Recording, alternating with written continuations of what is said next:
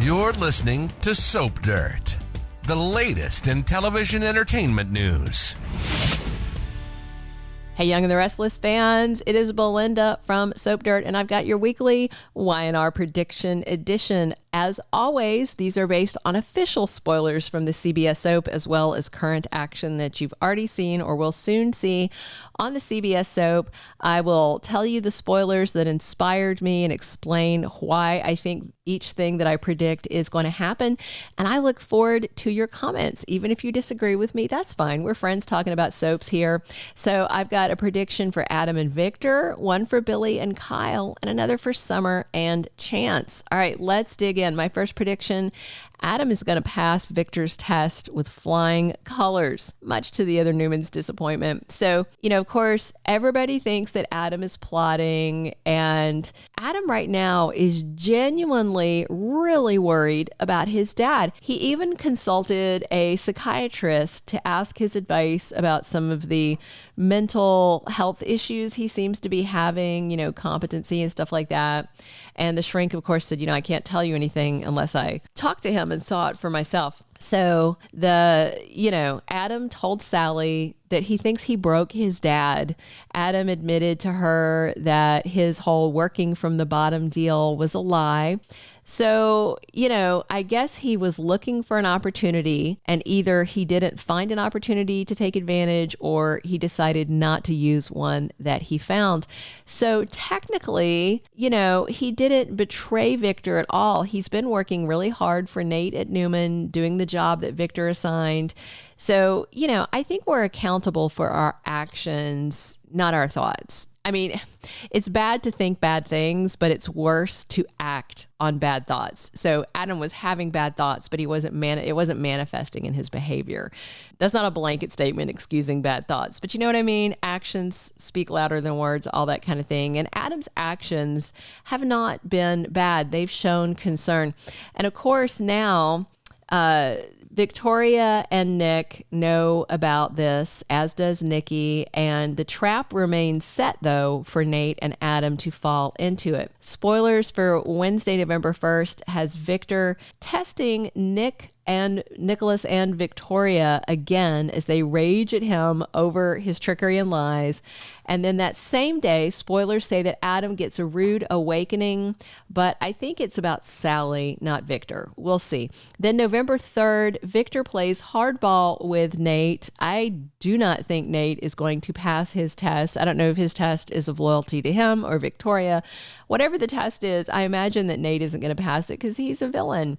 And, Nick and Victoria are out of this scheme for now. Then the week of November 6th, Victor makes a shocking decision. I'm sure the rest of the Newmans want Adam fired, but I hope this turns out to be a good thing for him. Fingers crossed. I do think Adam's concern is genuine. I think he blames himself.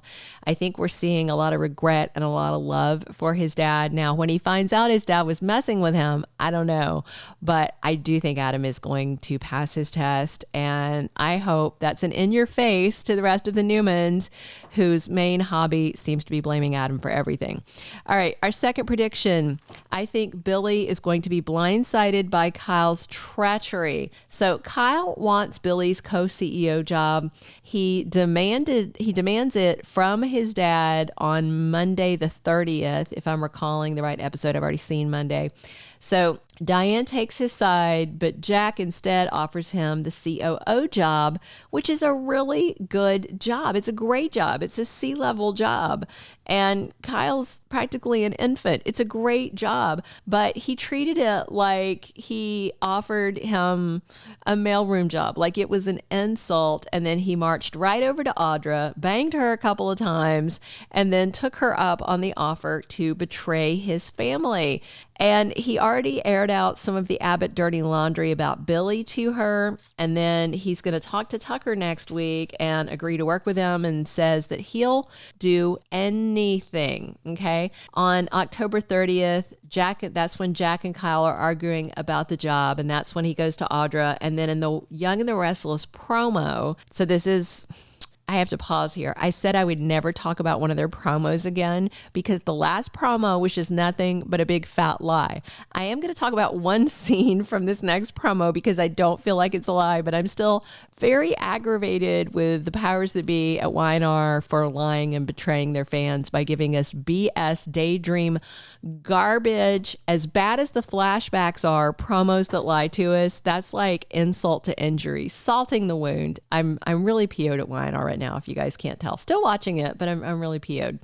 So in this promo, Kyle is telling Tucker that he'll do anything to get what he deserves. And he thinks what he deserves is everything. He thinks that Jabot is his absolute birthright, yada, yada, yada. So Billy, meanwhile, in an undated spoiler, but it's official, questions Ashley's loyalty to the family. You know, she went over to confront Tucker, but I don't see that she is conspiring with him. I know from the comments here that some of you guys really think that Ashley and Tucker are secretly conspiring. I don't think so, because their private conversations would go a different way if they were working together, or they'd be a little more vague.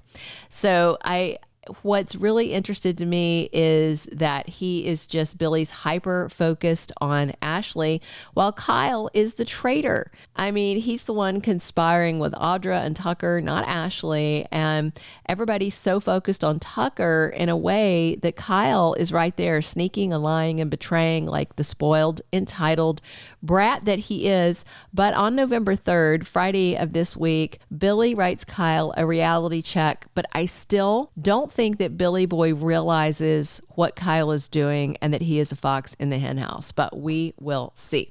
All right, my third and final prediction for this edition is that Summer Newman is going to make a play for Chance Chancellor. She has been eyeing him for a while now.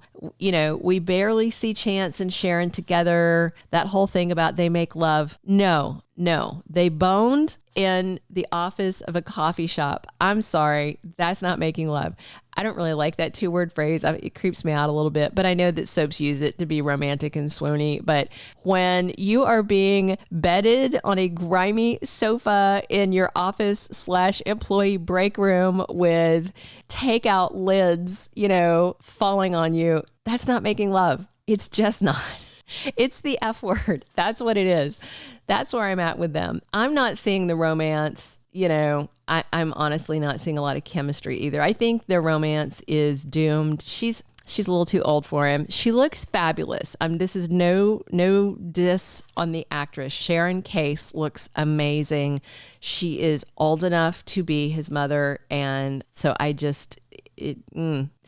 anyway, and plus she's busy with Nick and their new company, and, you know, Chance is busy being GC's top cop, which is improbable as well. So I suspect that Summer and Chance are going to wind up together. And there's this spoiler the week of November 6th through the 10th that says Summer confesses something. And so I am hoping that she's just going to approach Chance and say, look, I just want to be honest about this. I'm attracted to you. I know you're with Sharon, but I just want you to know I'm interested. I think that would be a great and very emotionally mature thing to do.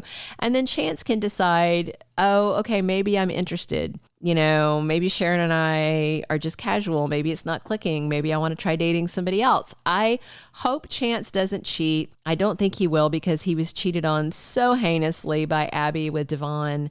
But of course, cheating is soapy. But if there is cheating to break up Sharon and Chance, I really hope it's Sharon and Nick doing the cheating. Of course, Chance will be upset, but at least he would be single for a romance with Summer. All right, that's all of my predictions. Drop your comments. If you think I'm way off the range, that's fine. Tell me you don't think it's going to happen. Tell me the way you think it's going to happen. I love reading your comments and your theories. Please click subscribe if you haven't already, and definitely click a like. But yeah, agree or disagree, drop your comments. I love to read them. I read them all. I don't have time to reply to them all, but I read every single one of them every day. I go through and I read all the comments on all the videos like 3 times a day. It's part of my feedback ritual from you guys. Thank you so much for listening, tuning in, and talking soaps with me every single day. This has been Belynda from Soap Dirt. Thank you for being a loyal listener. Follow us wherever you get your podcast, because you don't want to miss the next episode. Soap Dirt is on all the major podcast platforms, including Apple Podcast, Spotify, iHeartRadio, and more.